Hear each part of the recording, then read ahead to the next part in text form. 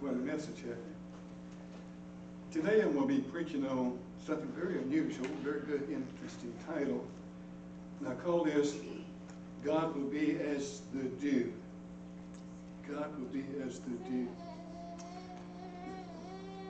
We at the First Baptist Church here, we are very thankful for all the good mothers and grandmothers that we have in this church today. And today is, of course, Mother's Day, and I asked the Lord, I said, Lord, you know, a lot of times on Mother's Day we preach about poems, we recite poems, and we tell stories and stuff like this. So I said, Lord, give me a sermon that will help our mothers through these trying times. And so the Lord directed my attention to this here subject here, God will be as the dew. God will be as the dew. It's very important we understand this because God's trying to tell us something, that He's this way to us. He's like the dew that we have every day. And so our mothers are very special. They need a very special message for this day and time in which we live to help them through the trying times we live. They're not like the mother I read about the other day. A woman went with her husband to the doctor's office, and when the checkup was over, the doctor asked the man to wait outside so he could talk to the wife. He had a very somber look on his face and asked her to sit down. He said, your husband is suffering from a very severe stress disorder. If you don't do what I ask, he's not going to make it. Here's what I want you to do. Get up early each morning and fix him a healthy breakfast, make him a nutritious lunch, and prepare him a very special dinner every night. Be pleasant at all times. Don't burden him with the chores or discuss your problems with him. You'll need to do all the work around the house, and you can't nag him about anything. If you can do this for several years, your husband will completely regain his health. As they were driving home, the husband turned to his wife and asked, what did the doctor say to you? To which she replied, he said, you're not going to make it.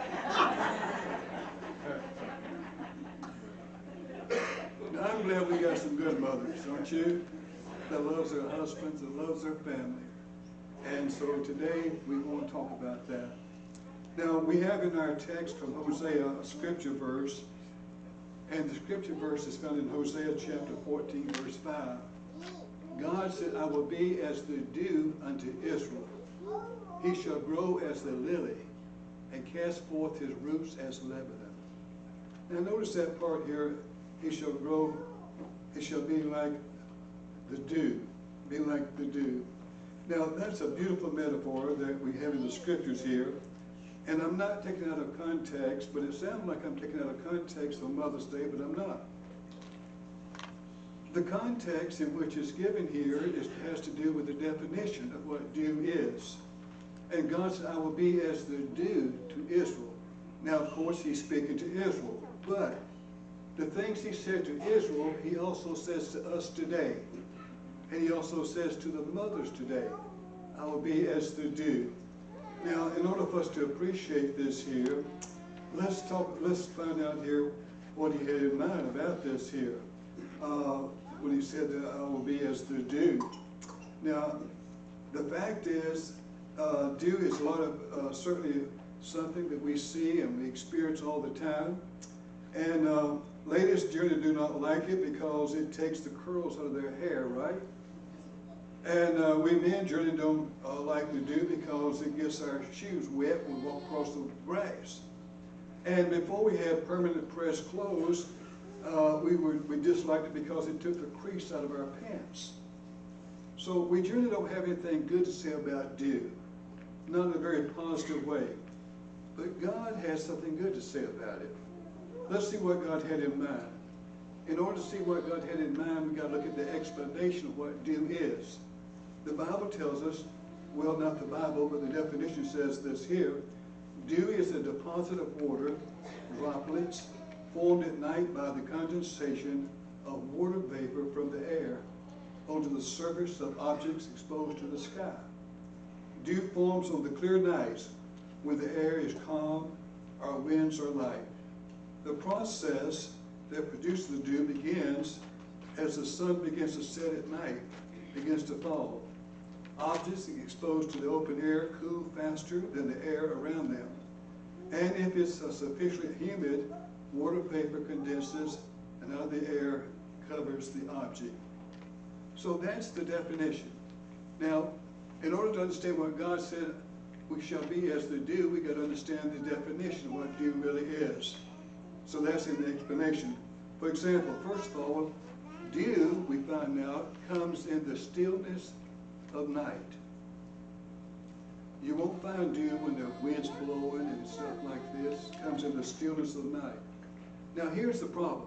We live in a society today that is a fast-paced society, and we don't know what it is to be still, do we? You ever feel like sometimes you're on a merry-go-round and you go round and around and it's getting faster and faster and faster and you can't get off? Well, that's what we find today in the world in which we live. It seems like we're on a merry-go-round and it's going faster and faster and we can't get off. It used to be as a child, I remember when we had Christmas time, it came like every 16 months. You know what I'm talking about? But now Christmas comes every 6 months, it seems like. And my goodness, my birthday seems like every 3 months. I mean, we're in a fast-paced world, boy. I mean, we're going faster and faster and faster, you see, and so on. Now, here's what God had in mind when he says here, I shall be as the dew. Because we live in a busy, busy, busy world, and the definition of dew is it comes in the stillness of night. Calmness, stillness of night in our lives. Now, you'll never know about the peace of God, the joy of God, until you understand that this fast-paced world, the reason they don't know God is because they're going here, they're going there. They're in a fast-paced, man, they're going, and they won't take time to let God speak to their hearts. Dew comes in the stillness of the night, you see. It comes in dew. Now you can ask people today, a lot of people say, hey, how you doing? You know what the response most of the time is? They'll say, man, I've been so busy. Well, that's not what I asked. I didn't ask how busy you were. I asked, how are you doing? But a lot of times when people say, I'm busy, what they mean is, when you talk to them, they're saying, hey, don't ask me to do anything. I've got all I can take care of on my plate right now. I'm just too busy. That's the world in which we live. Now this business has got a lot of people in trouble. I mean, the devil's filled their schedule up with this, making money, doing this, doing that, doing this. And they don't even have time to talk about God, not even time to think about God. And they wonder why God's so far from them is because the world has filled their life with these things. They're so busy doing these things. Amen. I heard about a young preacher a little while back that got so busy, he got in trouble. He said he didn't have time for Bible reading, so he read a 3-minute devotion each morning, and he was too busy to pray, so he wrote the prayer request down in a prayer book and asked God to read that request 3 times a day. He was so busy to spend any quality time with his family, he was almost a stranger to his wife. He was too busy to hold himself accountable and spend time with his brothers and sisters in the church. He was such a busy man. So one day he got so busy, his secretary, he was confiding to her how busy he was and how tired he was, and they got close, so he left his wife and started selling insurance and quit preaching. I tell you something, folks, you can get so busy and it can get you in trouble. Dew comes in the stillness of the night. It's when we are calm, and the devil knows that, but God said to Israel, I'll be unto you as the dew. And dew comes in the stillness, in the calmness of night, you see. I think about a mother that one time I heard, she was in a hurry, and she was carrying her 8-year-old son to school. And she was carrying her 8-year-old son to school. She made a wrong turn and turned on a red light. And he said, oh, no. She said, I turned on a red light.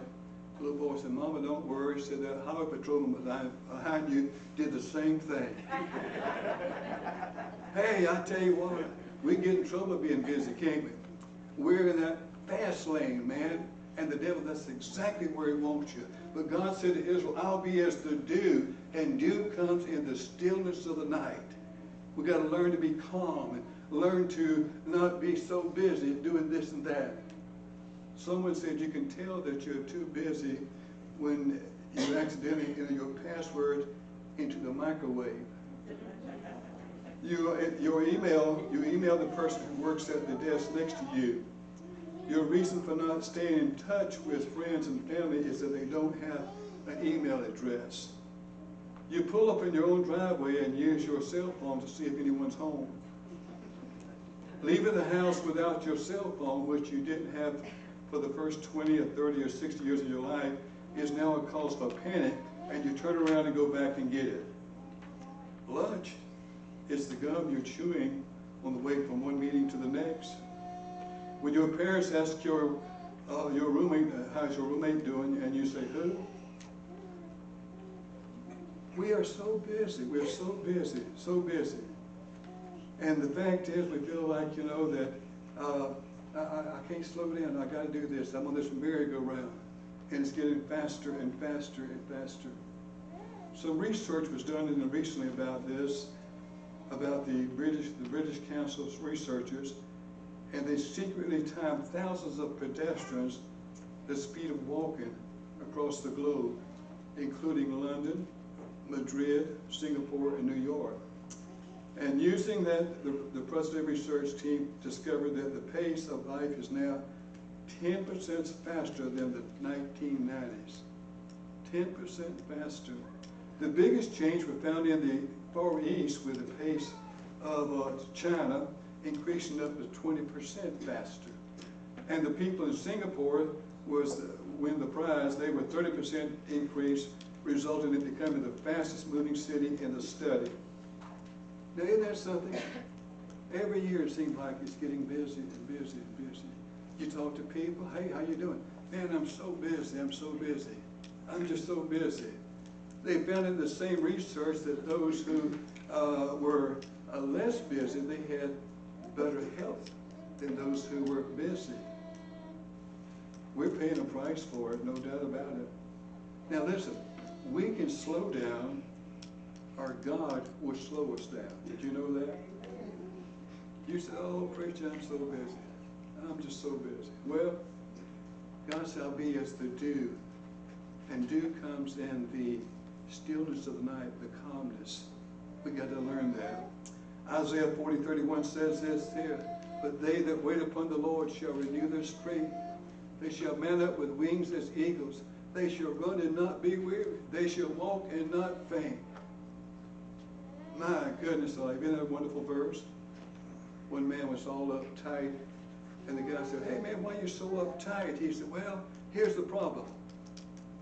I am busy, and I want something done right now, and God is so slow about getting it done. God don't work on our pace. He will not work on our pace. Sometimes when I'm visiting the hospital, and there's someone laying on the bed there, and they will sometimes say this here, I don't know why this happened to me. Now, I don't say this, but I think this sometimes, and I think this as I see them laid on their backside. Maybe the reason that you're here, maybe the reason this happened to you, is that God's trying to slow you down and tell you that He's your creator, and you're so busy you have time for everything, but you don't have time for Him. Amen.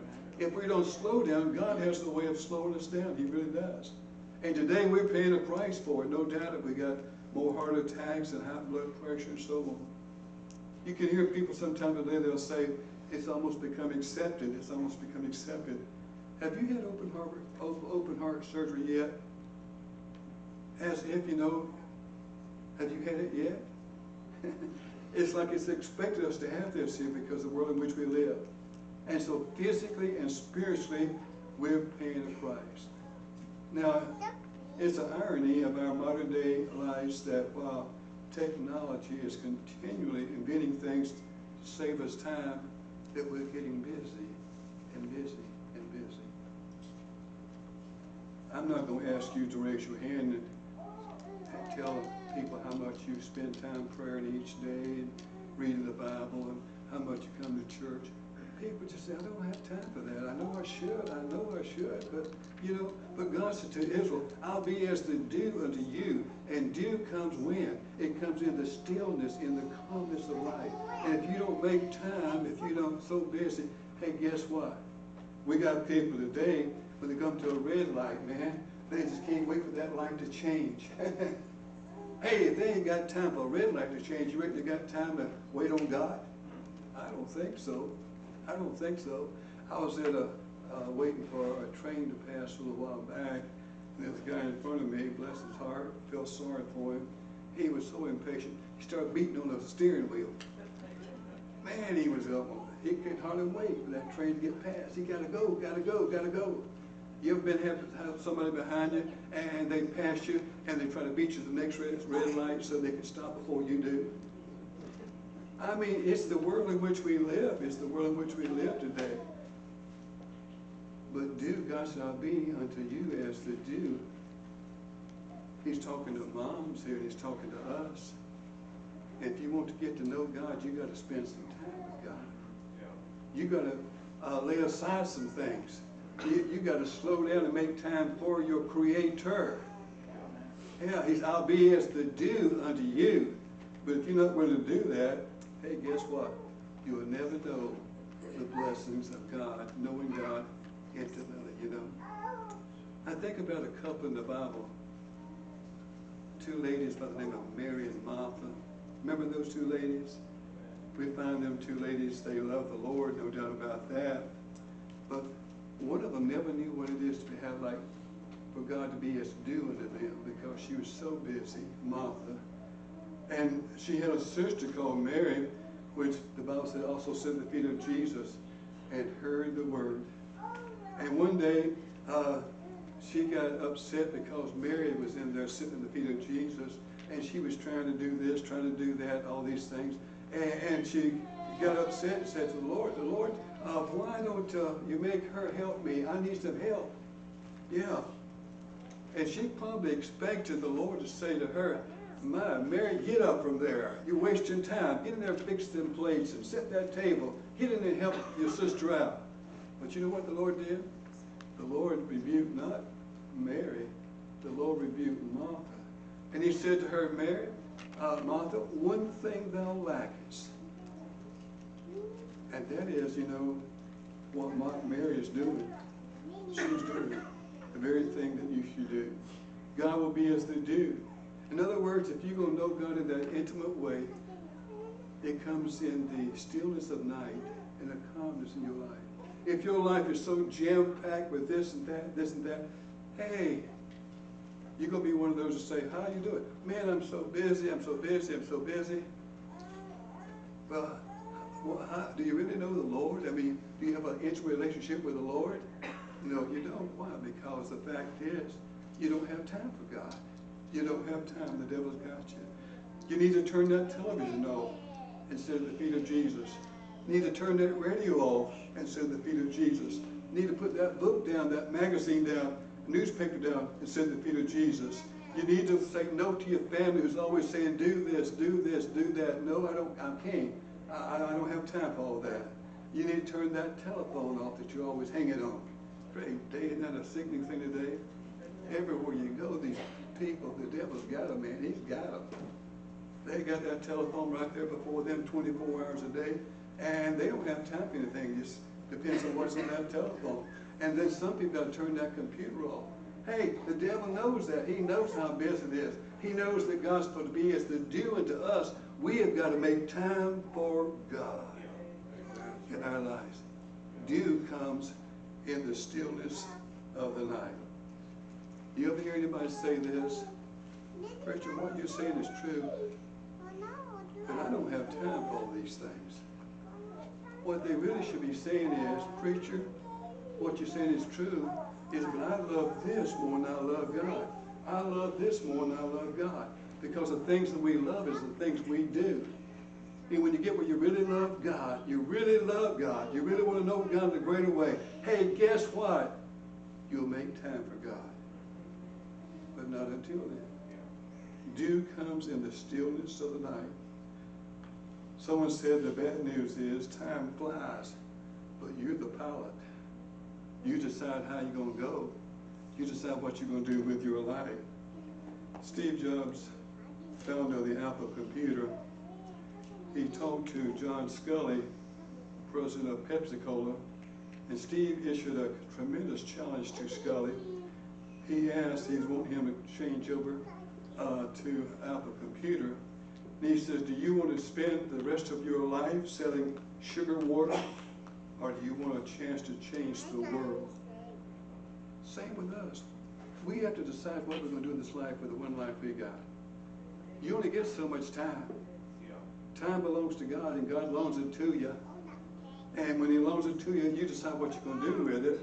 But the fact is, you can never get to know him intimately till you spend time with him. Spend time. My wife and I went to the mountains the other day, and we chose just to go up there, and I told her, I said, I hope we don't see anybody, just me and you. I want to spend time with her. That's how you get to a good relationship with your wife, is spend time with her. If you don't have time, guess what? The devil puts somebody else in your life, and you have time for them. And guess what? If you don't spend time with the Lord in the stillness of the night, the devil puts somebody in your life that also will occupy your time. Yeah, that's how it works. So how do we do this? How can we have this intimate relationship? How can God come as to do unto us? How? And that is, we need to learn to slow down, slow down, slow down. We've got to learn to disconnect. Don't always be connected to the iPhone or the BlackBerry or so on. Also, we've got to learn to appreciate nature, what God made. I love this campus on our church here. We got a beautiful campus. And sometimes I like to walk out here and walk around the pond, just look and enjoy everything I like on this whole place is except the squirrels. I can't stand the squirrels. But other than that, I like everything God's got here on this here campus, you know. We got to learn to appreciate nature that God's put here. And we got to also learn to eat slower. You ever watch people eat today? I saw a guy, I couldn't believe it. He stuck the whole egg in his mouth. Took that fork and whammed the whole egg with his mouth. I said, Dre, it's amazing what people do, isn't it? I mean, they just so fast. I got to eat this. I got to eat this. They can't enjoy the meal because they're eating so fast. Yeah. And it's a proven fact if you take time to eat slower, that the food's better for you. You get to enjoy it a whole lot better, you see. And so we got to slow down, slow down, slow down. Also, we got to learn to drive slower. Man, I got to go. What's the hurry? It'll be there when you get there. I mean, what's the hurry? Everybody's got to go so fast, so fast, so fast. And then we got to do single task. We got today this here what we call multiple tasking. Everybody wants to learn how to do 2 or 3 things at one time. Single tasking is just taking one thing at a time and say, I'm going to do that. And that's all I'm going to do right now. And then learn how to breathe. Breathe in fresh air. The world today in which we live will never get to know God because they're just too busy. They're too busy. And Mom, God said he will be as the dew to you. But dew always comes in the stillness of the night. It comes in that calmness. And till you learn to slow down and make time for God, you'll never, never know it. You'll be surprised at people in this church right here today. They'll never get to know God because the devil's got their lives so full of things. What a shame when the Creator made them, the Creator put them here, but they never have time for him. What could be more important, huh? Dew comes in the stillness of the night. Also, dew comes in the darkness of the night. Did you know that? Dew comes in the darkness of the night. A lot of people have allowed fences to come up in their lives, and those fences have separated them from God. But dew comes in the darkness of night. And sometimes God allows darkness to come your way in my life, that we might tear those fences down and get to know God in a greater way. I was reading the other day of this guy, farmer that had some ducks, some real special ducks, and they were he put them in separate pens, and he put one over here this way and one over here, and it seemed like from time to time the ducks would like to have fellowship together, but that fence separated them. And one day a storm came, and the story is told, and the storm came, and then a flood came, and guess what? The flood got higher and higher and higher, and pretty soon the water was over the fence, and the ducks could go back and forth, because that fence had been torn down. That's what we need to do in our lives. Remove the fences that keep us separated from God. God comes in the stillness of the night, comes in the darkness of the night. There are times when God will allow people to go bankrupt. You say, oh man, never could happen to me. Oh, don't tell me that. I mean, God will allow you to come in the darkness of the night, that you'll go bankrupt. You'll lose everything. You might lose your health. But when you lose everything in the darkness of the night, it may be that God will show you at that time that He is more important than money. Yeah. Yes. Right. There are people today that think money. It's all they got in their minds, 7 days a week, 24 hours a day. Money. And God's nowhere in the picture. And it may be God will have to do that, tear that fence down in your life, that you'll realize that God is more important than money itself. Yeah. It may be that God will have to remove a loved one before you realize that He can comfort you and strengthen you. It may be a time like that, but always there comes a time like that. Dew comes in the stillness of night. Dew comes in the darkness of night. And God said, I'll be as the dew. I'll be as the dew. Hadley Page was flying in his airplane one day. When he noticed that he needed to refuel, he flew to a place in Arabia called Kibar. After refueling, he took off again to reach his destination. After he was up for a while, he discovered that while he was refueling, he had taken on a new passenger. A large rat had gotten aboard. He was not content with just hitching a ride. Mr. Page could hear him gnawing on the planes, and a feeling of horror ran through Mr. Page's because of the fear of what this rat could do if he gnawed some of the vital parts of the plane. He looked for a place to land, but there was no place to land. He remembered that a rat lives in lowlands and cannot live above certain heights, so he immediately began to climb until he could hear the gnawing no more. Later, when he landed, he looked for his stowaway, and he found the rat dead under the seat. In other words, he said, this rat could not live in the highland. He lives in the lowlands. And God never made us to live in the lowlands. We live in the highlands. And God has to get us sometimes to tear things down in our lives before we can understand how good God is. Now, you don't want God to do that unless He has to. But He can. If you're not willing to say, Lord, I'm willing to slow down, I'm willing to make time for you, it may be God will have to send this thing your way, that way, before He will make you slow down and you realize what a good God He is. God shall be as the dew unto Israel. How is that? Dew comes in the stillness of night. Dew comes in the darkness of night. And also dew comes to bring refreshment and growth. It brings refreshment and growth in our lives. The earth atmosphere produces rain, snow, sleet, hail, fog, mist, and dew. These creations that God designed to water the earth, it comes at different times in different places. For example, in the tropical regions, they receive regular rain and probably never have an ice storm. The Arctic regions endure heavy snowfalls, yet may never have a rainstorm. Many of us have a temperate climate that receives a mixture of all the different types of precipitation. So here we find out that dew is important because it causes refreshment refreshment, and it causes the crops to grow. Now, you remember Gideon? The Bible tells us in Judges chapter 6, verse 38, he was able to squeeze out of a sponge an entire bowl of dew. Man, an entire bowl of dew, just squeezed it out of that sponge.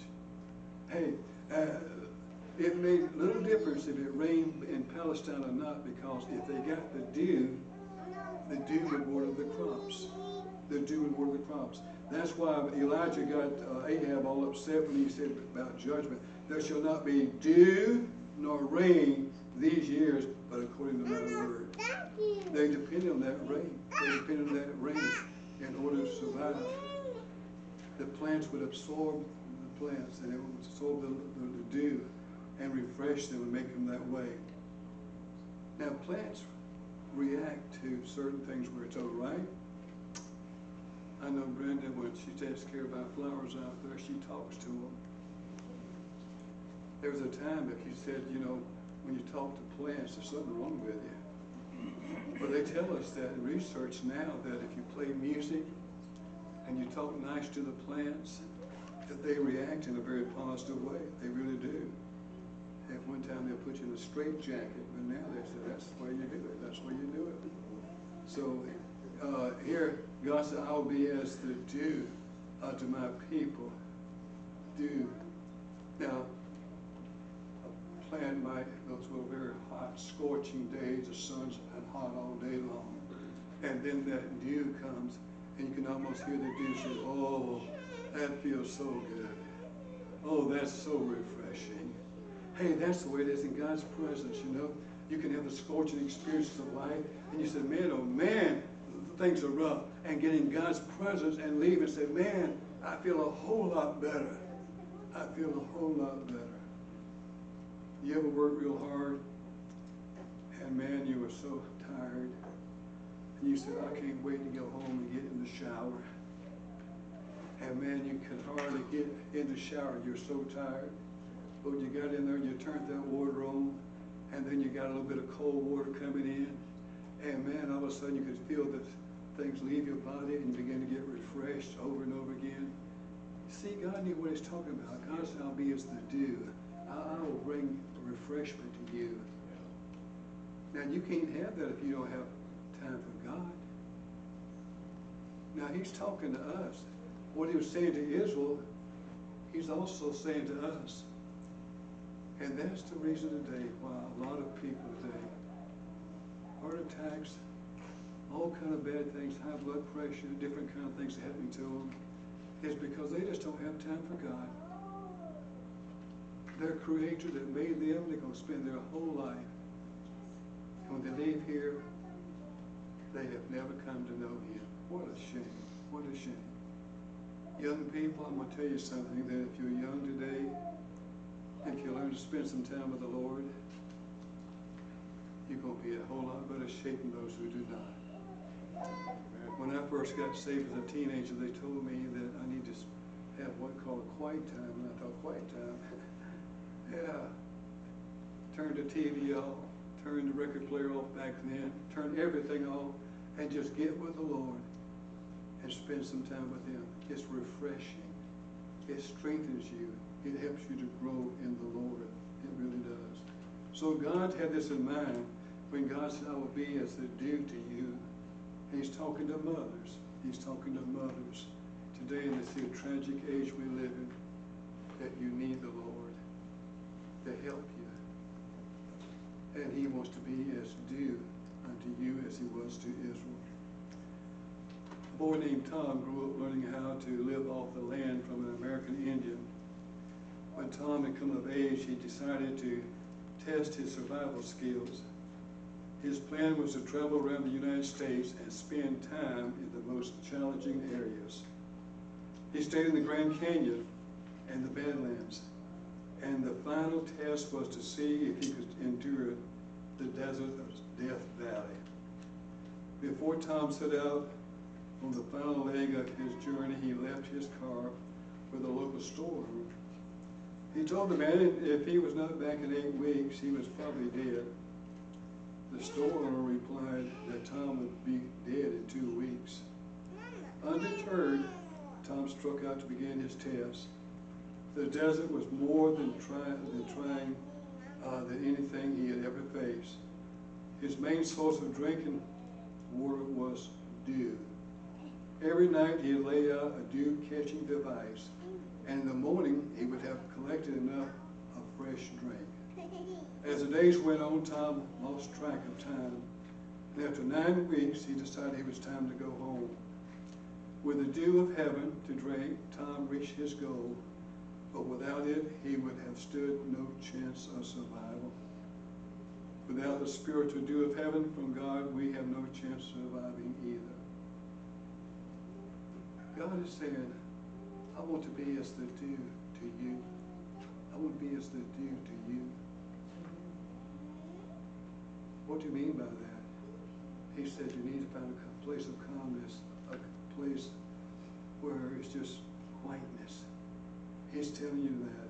He's telling you this is in place of darkness sometimes. You go through hardships. It's during those times. It's a time of refreshment. He's trying to teach us that by saying, I'll be as the dew to you. I want him to become as the dew to me, don't you?